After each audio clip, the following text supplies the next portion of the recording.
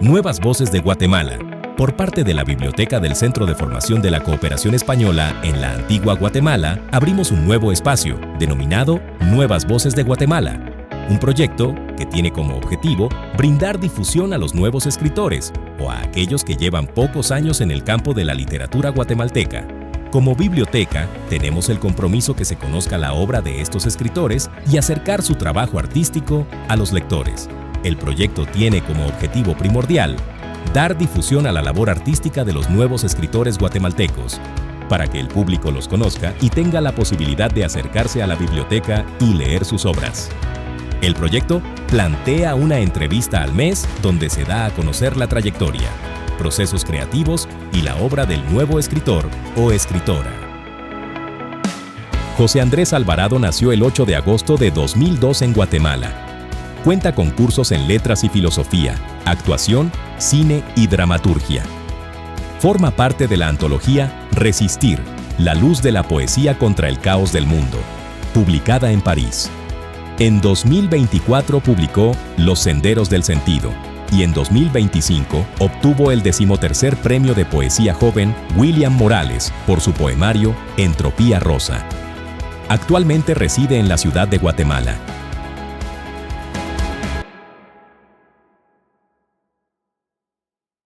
Bienvenidos y bienvenidas a una entrega más de Nuevas Voces de Guatemala, este proyecto de difusión literaria perteneciente a la Biblioteca del Centro de Formación de la Cooperación Española en Antigua Guatemala. En esta ocasión tenemos un invitado muy especial, está con nosotros José Alvarado, con quien personalmente tendré el gusto de comentar sus obras, así que sin más dilaciones, José, muchas gracias por estar acá y bienvenido. Muchas gracias a ti, Brian, por la invitación y por el tiempo, ¿no? Para las preguntas y todo. Nada, con gusto, José. Entonces, para iniciar esta conversación, porque vamos a charlar acerca de tu obra, pues tenemos las preguntas bases. Quisiera que nos contaras cuáles fueron tus acercamientos primarios con la literatura, cómo fue ese choque instantáneo con las letras. Pues es curioso, o sea, realmente mi familia no tiene tanto acercamiento, digamos, a la literatura, ¿no? Como regularmente muchos autores que empiezan por ahí y tienen, digamos, una vena marcada por lo familiar y todo eso, pero en mi caso no fue tanto por ahí, ¿no? Mis abuelos mis abuelos maternos son maestros, entonces, pues sí hay cierto acercamiento por ahí del lado cultural y todo eso, pero realmente no fue algo que influyera mucho en mí, ¿no? Pero de todos modos, la literatura me llegó bastante joven, probablemente a los 10, 9 años. Yo empecé en el colegio específicamente, en la biblioteca del colegio, por los trabajos y por todo eso.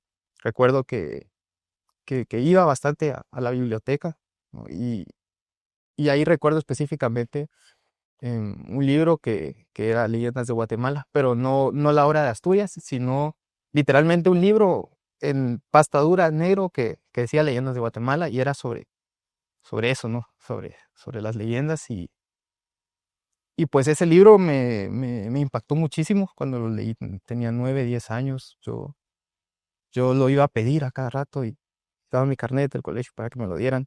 Muy pequeño, entonces lo leía y lo leía y lo leía en el recreo y realmente fue, todo ese folclore fue algo que me llamó muchísimo la atención. Entonces, digamos, por ahí fue el primer acercamiento, o sea, sí tengo muy presente ese libro, que fue el primer acercamiento que tuve y a partir de ahí eh, empezó a desarrollarse, ¿no? Toda mi imaginación y- y todo ello. Yo realmente siempre fui muy fanático del cine, entonces también todo lo que eran las historias y en general la narrativa, todo fue lo que me fue acercando, ¿no? A la literatura y al arte de narrar específicamente. Por ahí empecé yo, por, por la narración, como todos creo. Al final es raro el, el escritor que te dice, no es que yo empecé leyendo poesía y que no sé qué. Realmente siempre se empieza por narrativa, o por historias, eso es lo primero que a uno lo llama. Y con este encuentro que dices de este libro Pasta Dura pues con el título Leyendas de Guatemala, además del encuentro con la narrativa, ¿qué autores dieron pauta a que siguieras explorando, digamos, el ámbito de la narrativa? Pues realmente yo empecé con libros juveniles a los 12 por ahí. Tenía en el colegio eh, dos amigas bastante lectoras y ellas me prestaron libros, ¿no? Empecé con los Juegos del Hambre y todos esos libros que estaban en boga en ese instante, ¿no? Y los leí, me los prestaban, yo los leía. Entonces, por ahí fui entrándole, pero digamos, un autor más decisivo fue cuando empecé a leer a Cervantes. Y con Cervantes, pues fue el principio de, bueno, o sea, esto ya es otra cosa, ¿no? O sea, ya es algo un poco más complejo e interesante y rico en cuanto a la narrativa. Entonces, por ahí empecé, después dio pie a que leyera Asturias y después a Borges, y realmente la escuela que yo tuve, podría decirte que sí que tuve fue Bolaño, ¿no? Porque con Bolaño, él es un fan total de la literatura y yo creo que eso está muy bien plasmado en sus libros. Entonces, yo a los 16, cabal, me metí con Bolaño y a partir de Bolaño se abrió un mapa completo a, a muchísimos autores, ¿no? Que él nombra, que él cita. Entonces, y a partir de ahí fui agarrando las lecturas y, y todo eso seguí expandiendo, digamos, ese, o seguí enriqueciéndome con esos autores. Sí, totalmente. Mira que Bolaño pues parece ser como un doxógrafo de la literatura universal y las referencias a textos, me imagino yo que también te llevaron a otras lecturas que te interpelaron. Y en esta línea que mencionas a Cervantes, a Borges, a Bolaño, ¿fueron estos autores también los que de alguna forma diseminaron en voz la escritura? Sobre todo tomando en cuenta que son de narrativa, también poetas, pero que tu obra principalmente ahora se vuelca sobre la poesía. Sí, sí, probablemente ellos fueron los que diseminaron y, y sembraron, ¿no? Todas estos frutos que después germinaron en poesía, porque el- lo curioso es que cabal todos estos autores son, no son exclusivos de narrativa, sino son poetas también, ¿no? Pues, Cervantes, Borges, Bolaño. Entonces, siempre estuvo ese interés, además de que son autores que trabajan muchísimo el lenguaje. Entonces eso también me, me llamó mucho la atención y por ahí, ¿no? O sea, por esos senderos narrativos fue que empecé a tomar conciencia del lenguaje de la poesía. Entonces yo cabal como a los también 18 empecé a escribir versos. Un día así, de la nada, en el colegio empecé a escribir versos y igual siguiendo las lecturas de Bolaño. Cuando yo había leído Bolaño dije, bueno, o sea, menciona mucho los poetas y todo eso, entonces empecé a leer los poemas de Bolaño y, y a partir de ahí me metí a full en la poesía y después de escribir los primeros versos y los primeros intentos fue como, bueno, ya quiero hacer esto más en serio, por así decirlo. Sí, mira que me viene a la mente en una entrevista muy famosa de Bolaño que él comentaba que la poesía es un gesto adolescente y se empata muchísimo con tu propia experiencia. Ahora para entrar ya de lleno con tu primer libro, Los Senderos del Sentido, al menos como lector me parece una apuesta contra el antiintelectualismo. Es una obra que requiere del lector mucha concentración, mucho rigor, una entrega total. Y quisiera saber si desde un principio te propusiste este nivel de rigor y de exigencia con el lector para hacerlo partícipe de la lectura. Sí, sí, claro, yo considero que al principio no lo pensé, no pensé en la exigencia después que iba a requerir el texto, ¿no? O sea, yo sí lo fui trabajando y pensando porque realmente yo creo que la poesía es tanto emocional como intelectual, ¿no? O sea, solo el mero hecho de escribir poesía ya es un gesto intelectual, o sea, contrario a lo que se puede pensar de escribir solo. Porque para eso escribo, o sea, si me siento triste, estoy triste, que es la expresión más pura o más directa, no más pura, sino más directa de la emoción, pero realmente tampoco te generan nada el estoy triste, ¿no? Porque al final es lenguaje, no es expresión. Lo que lo hace a uno precisamente experimentar eso es ver si estás triste, verte los ojos llorosos, ver, claro, los gestos, las muecas. Eso es expresión, digamos, eso es la expresión y no solo el, el lenguaje. Entonces, em, sí creo que el gesto de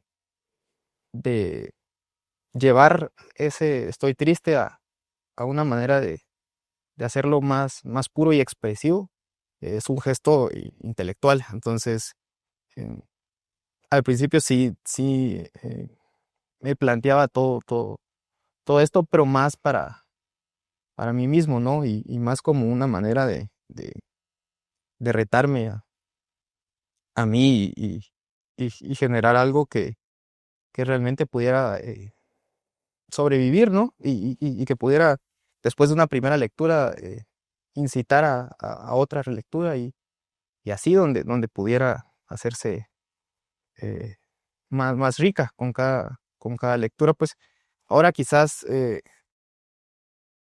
un error haber sacado primero el libro más exigente, eh, pero es un libro del que sí me siento bastante satisfecho, ¿no? O sea, y que estoy consciente que pese a ser bastante eh, complicado, porque no considero que sea hermético, ¿no? Que a veces se confunde mucho lo intelectual con lo hermético y que considero que es exigente, pero hasta cierto punto y también tratando de hacer, de hacerlo claro, ¿no? Porque tampoco es como que trate temas eh, tan fáciles de abordar. Entonces, creo que parte de la dificultad es también por los temas que aborda, ¿no? Todo este trasfondo filosófico que, que se tiene. Entonces, la respuesta más inmediata sería que no tanto pensé en la exigencia que iba a tener con, con el lector, pero sí lo hice exigente porque creo que el texto requería que fuera. El texto por sí solo, me imagino yo que te fue llevando a esa confección. Y para seguir en esta tónica de la experimentación, me voy a apoyar. Hace algunos días describías los senderos del sentido en una conversación que tuvimos y me comentaste que desde una revisión irónica, culterana, a influencias de la poesía eléctrica francesa, el surrealismo y la psicodelia mesoamericana, vemos hoy una mezcolanza bastante ambiciosa y autoexigente. Y me gustaría saber, vos que escribís poesía, si crees que este terreno es el más dúctil para aventurarse con la experimentación del lenguaje. Sí, yo considero que sí, la poesía no es el terreno total de la experimentación, ¿no? Y yo creo que la poesía no se remite solo al verso, o sea, creo que también en la novela hay poesía y en la novela se puede hacer eh, poesía, o sea, hay ejemplos, hay, hay muchos, ¿no? Que ya citarlo sería rimbombante. Entonces, em, considero que la poesía sí, o sea, no es como en el ensayo, que en el ensayo sí requiere ser eh, mucho más directo y que el lector pueda entender, ¿no? Y teniendo en cuenta, ¿no?, el grado de intelectualidad que existe al momento de efectuar la poesía, también un poema sorprendente con el que cierra Los Senderos del Sentido, que lleva el mismo título, pues al momento de internarse en la lectura, me parece desde una noción como una psicobiografía tuya, que hay referencias hacia superhéroes, folclore guatemalteco, incluso hay textos en otros idiomas, en griego, en chino. En este sentido, es un intento, este poema en específico, de encapsular, de comprimir tu experiencia humana habitando un espacio poético. Sí, yo creo que sí, es precisamente eh, eso. Yo específicamente este poema, este último poema, eh, fue de los primeros que empecé. No te digo que hice, no fue el primero que hice, pero sí de los primeros que empecé y de los últimos en terminarse. De hecho, por todo, ¿no? Todo lo que conlleva. Y, y yo lo pensé un poco, bueno, yo escucho bastante música, entonces em, también trato de sacar cosas de la música. Hay una canción que me gusta mucho que es Crime of the Century de Supertramp. Entonces, esa canción me transmite mucho toda esa idea de habitar un espacio eh, poético, que es el espacio de la realidad misma. Entonces, a partir de esa canción era como intentar poner en palabras lo que eso eh, me transmitía y sí, llenarlo de mi experiencia, pero también intentando hacer algo que fuera universal, ¿no? O sea, que no. Y creo que ese gesto expansivo se nota bastante en el poema, ¿no? Hay mucho de Whitman y de Eliot en ese sentido, y más por los idiomas y las citas en ello, pero creo que por eso fue el que más se tardó en escribir, por eso de que yo iba un poco entendiéndome y entendiendo el poema conforme lo iba escribiendo, porque es eso, ¿no? La tentativa de darle un sentido o radiografiar un poco mi existencia y cómo se interconecta con las demás existencias de todo, ¿no? Porque al final no solo es una existencia, sino son varias existencias lo que conforma la realidad y todos estos aspectos. Sí, créeme que la sensación, como bien lo describías, es explosiva, ¿no? Es como un repartimiento violento y a la vez muy cadencioso de las esquilas que te componen como ser humano y como autor. Y pues esas esquilas también llegaron a hacerte acreedor del 8º certamen de poesía William Morales, que lo auspicia la órbita editorial. ¿Podrías decirnos, este poemario, Entropía Rosa, si hay una conexión directa con los senderos del sentido o exploras otras temáticas? Y todo mi proyecto poético, digamos, está interconectado y lo que pienso seguir trabajando y seguir eh, publicando es precisamente la continuación de este proyecto estético. Entonces, sí está bastante conectado, pero también intentando no repetirme, ¿no? Y digamos, este otro texto es mucho menos exigente en el sentido técnico que los senderos, por eso mismo, ¿no? Que es un intento un poco de aterrizar todas esas ideas que hay en los senderos y ponerlos como los pies en la tierra, ¿no? Y ver cómo afectan esas ideas también en, en mí, un poco en mí y en mi experiencia. Entonces creo que sí, está interconectado y solo que un poco menos elevado. Entonces creo que sí, o sea, hay esa interconexión, pero siempre intentando abordar nuevos ángulos, tal vez más que temas, nuevos ángulos, nuevos enfoques. Claro, hacer mucho más poliédrica la mirada, me imagino yo. Dentro de los poemas hay un verso que voy a traer a la mesa, está en el poema La lección del ermitaño y en ella escribís: las palabras comprometen, son un matrimonio con la existencia.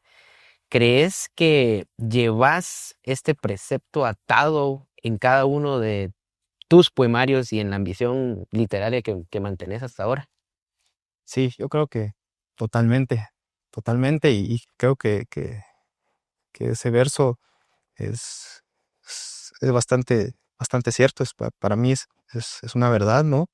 Porque sí creo que el lenguaje es un matrimonio con la existencia, ¿no? Es lo que articula gran parte de, de la existencia, y no lo digo yo, o sea, lo dice mucho pues, la filosofía, y pues no, entonces eso, ¿no? Lo de que las palabras comprometen porque nos involucran sentimentalmente con la realidad, no pensar que el cielo está llorando ya es involucrarse emocionalmente, aunque no es así, simplemente está lloviendo, pero el lenguaje lo vuelve una realidad emocional. Entonces, por eso sí creo que desde ese aspecto eh, el lenguaje y todo ello nos involucra con, con la realidad inmediata, y sí, esto es un poco ese intento por ver qué pasa cuando uno se involucra con la realidad. Excelente. En también uno de los últimos poemas de Entropía Rosa, eh, hay una versificación de una identidad poética, si podríamos decirlo así, que llamás el poeta yoico, una entidad que nace en la adolescencia, que empieza a dar sus primeras muestras de aparición. Si pudieras comentarnos y ampliarnos un poco más este fenómeno del poeta yoico, desde esta perspectiva de la adolescencia y de cómo se va desarrollando.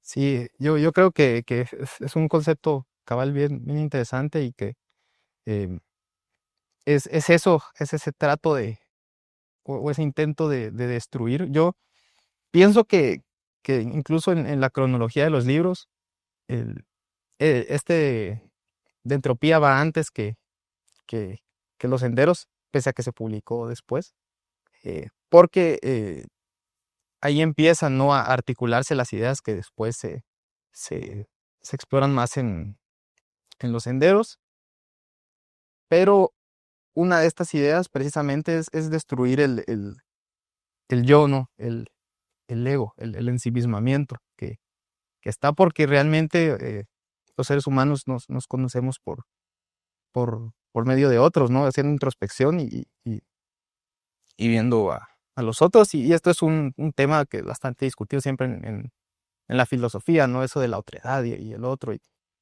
todo esto, y realmente yo considero que un poeta tiene que ser eh, alguien consciente de la realidad, no solo su propia, sino de, del otro, porque si no se cae en un ensimismamiento poético donde realmente ya los temas se agotan, ¿no? Porque uno solo progresa viviendo, y solo vive por medio de, de experimentar, y se experimenta en el mundo con los otros. Entonces yo creo que es eso, cuando se rompe esa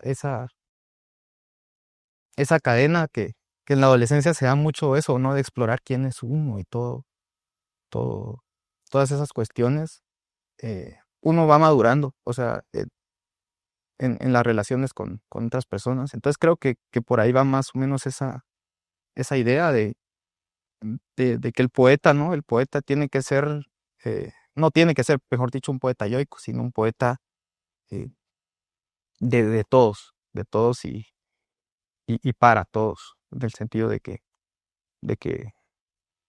tiene que hablar de todo lo que puede hablar, no solo de lo que le pasa a uno, sino cómo le pasa a uno y cómo afecta al otro. Excelente, José. Para finalizar de la mejor manera esta entrevista, te voy a pedir que puedas leer un extracto de cualquiera de tus libros para todas las personas que nos están acompañando en esta entrevista. Así que adelante, por favor. Sí, gracias. Yo creo que voy a leer precisamente em,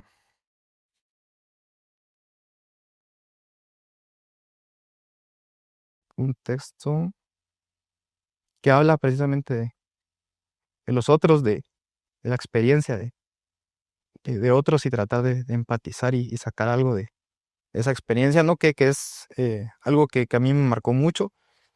Cuando, hace poco se estrenó la película de em, La Sociedad de la Nieve, ¿no? Entonces este fue uno de literalmente, de los últimos poemas que escribí, porque cabal, entonces después de ver esa película quedé muy impactado y leí mucho de esa historia. Eh, entonces, pues ahí surgió este poema y habla un poco de eso, ¿no? De la experiencia del otro. Entonces, se llama Copos de carne. A los muertos de los Andes, tragedia y milagro. Comprender que devorar un alma es el fuego de rostros blancos, como copos ensangrentados, y beber del espanto que acaece el vértigo en un mundo de nube y sal. Los dientes rodando en el abismo, el rostro que un día me sonrió, un hermano, una madre, un hijo, superpuesto a mis médulas. El amor descuartizado, con un lenguaje de silencios, bajo fuselaje de carne y hielo. Es el desierto blanco, descarnado como hueso roído, más vasto que la cumbre de una cordillera de mentiras piadosas. Expiación que acae una justificación, los dientes llorando filosas lágrimas que se congelan en el corazón y el alma que consuela, recordando que sus sonrisas se yerguen en la esperanza. Muchísimas gracias, José. Un poema muy evocativo, no por eso menos hermoso. Así que quiero agradecerte en nombre de la Biblioteca del Centro de Formación de la Cooperación Española aquí en la Antigua Guatemala el poder conversar con nosotros acerca de tus obras y te deseamos muchos éxitos en las que vendrán. Muchas gracias a ti, Brian, por todo y al espacio que se me da. Y para mí es un honor y gusto y pues nada, muy feliz de estar por acá. Extendemos este agradecimiento a todos y todas quienes estuvieron con nosotros a lo largo de esta entrevista y les invitamos a mantenerse en sintonía para las nuevas entrevistas de este proyecto literario, Nuevas Voces de Guatemala. Muchas gracias.